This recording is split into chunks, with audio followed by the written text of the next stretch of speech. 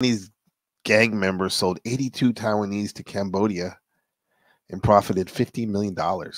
This is a couple years ago, but it's a big meme that actually has base in reality. A lot of my junior high students, they'll say, "Where you from? Where they're from?" We ask them where their friends from. They say they're from Cambodia.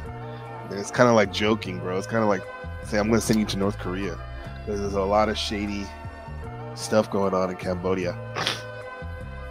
So Taiwan gang members sold 82 Taiwanese to Cambodia and profits $50 million. So it's reported that many gang members in Taiwan are involved in deceiving Taiwanese to go to Cambodia and end up becoming slaves. So Li Zhenhan, a member of the Dantong gang, is one of them. He was detained by Taipei District Prosecutor's Office for deceiving 82 Taiwanese to go to Cambodia, profiting 50 million Taiwanese dollars. That's 2.3 million American dollars. So prosecutors found out that the shareholder behind the group was suspected to be a man named Hong Zifeng. He was summoned.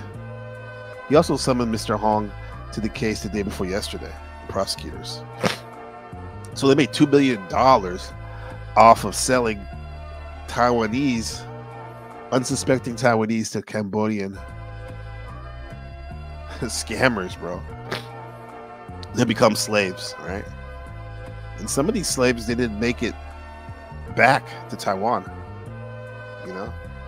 So why would someone want to leave Taiwan so bad? A local. I heard my cousin Eric once say that Taiwan's basically, to some of the young people, it's a ghost island. He referred to it as. It's like, now you see me, now you don't. On one end, it's a beautiful experience living here.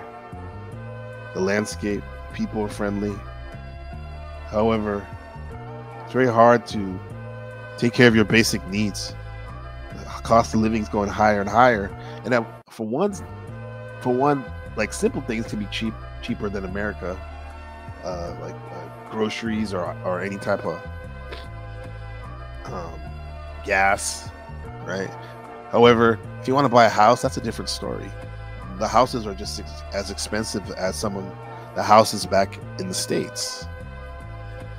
The cars are just as expensive, which leaves a lot of uncertainty for the younger people, especially. Like, what are we doing here? It's all I know, but then again, I would like some opportunity. And while some people go to America or Australia, because Australia is very close, that's not always the case, because their English is not as proficient as they would like, so they can thrive in those foreign English-speaking countries. So they may go to a country like Cambodia, that even though it's in Southeast Asia, and majority of people don't speak Chinese. I'm sure there's some people that speak Chinese there.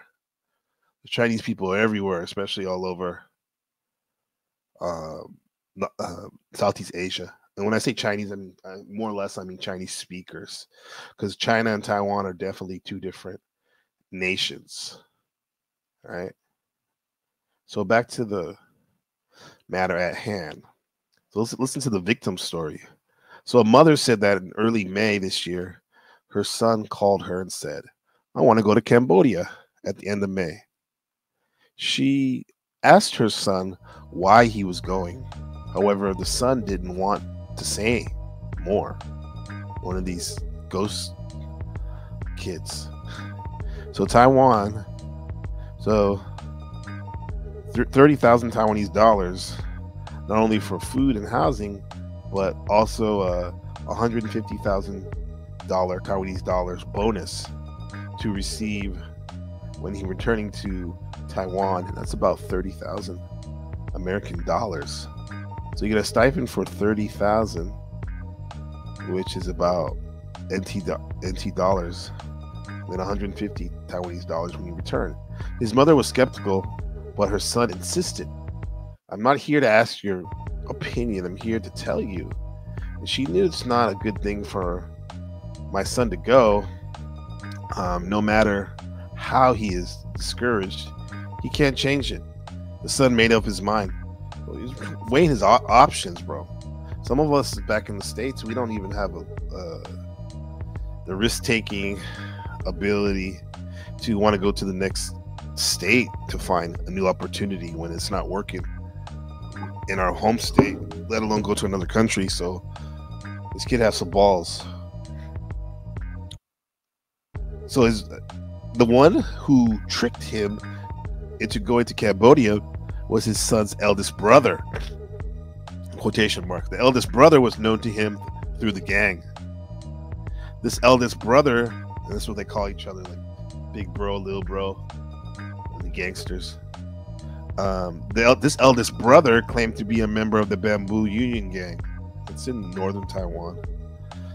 A lot of those people, ancestors, came from China in 1949 after the Civil War, and they started that gang in order to allegedly to have some protection, because a lot of the locals that have been in Taiwan for years weren't very welcoming to some of these young men coming into the country. So many children thought of him like a real brother. I said children, taking advantage of the youth, right? There is something to be said about the children are our future. Definitely. We guide them so they can thrive and do better than we did. However, the future is now as well too. So let's set a good example for them. Miss Dawn said that her son has often told her Company East and Company West. The company is the gang itself, right? Over the years, I tried to stop him from contacting the gang, and he said the company is different from the gang I think of, because I'm completely inexperienced in front of the child. He will think that I don't understand and he doesn't tell me much. Taking advantage of the parents' ignorance of not knowing, having their ear to the street or what's going on with their family. You don't have to be an aging hipster like Austin Powers. However, it's very important to be in our child's life. It means being present for what's really going on in their life, so you can see these type of red flags, and you don't hear about the father going on any information about him. So, as we said in the broadcast yesterday about Little Dump 20 verse 1 verse, and also the Universe 25 experiment, which dealt with overcrowding and how overcrowding could lead to a myriad of different ills of society and breakdown of civilization. And one of them is mothers not raising their children correctly. I mean, you can physically be there, but you have to be mentally there, use critical thinking to take care and help them out through pitfalls. So unexpectedly, her son asked for help the next day when he arrived in Cambodia, saying that the work was not about repairing the computer room at all. However, it was engaged in fraud. So what was outrageous was the other party asked his son to resign the contract and change the working title to 1 year, and the son expressed that he didn't want to. And if they did not sign, they would be hit by electric shock bats, so cow prawns. They were coerced to do it. They're extorted. They were eventually forced to sign and sell a contract with punitive damages. If they broke the contract, they would have to pay up $13,000. Damn, insane. That is crazy, bro. So what'd you think about that? I think that I know that these type of things probably happen all over the world, but because people will do desperate things in desperate situations. So rather than working from a place of desperation, how about work from a place of options?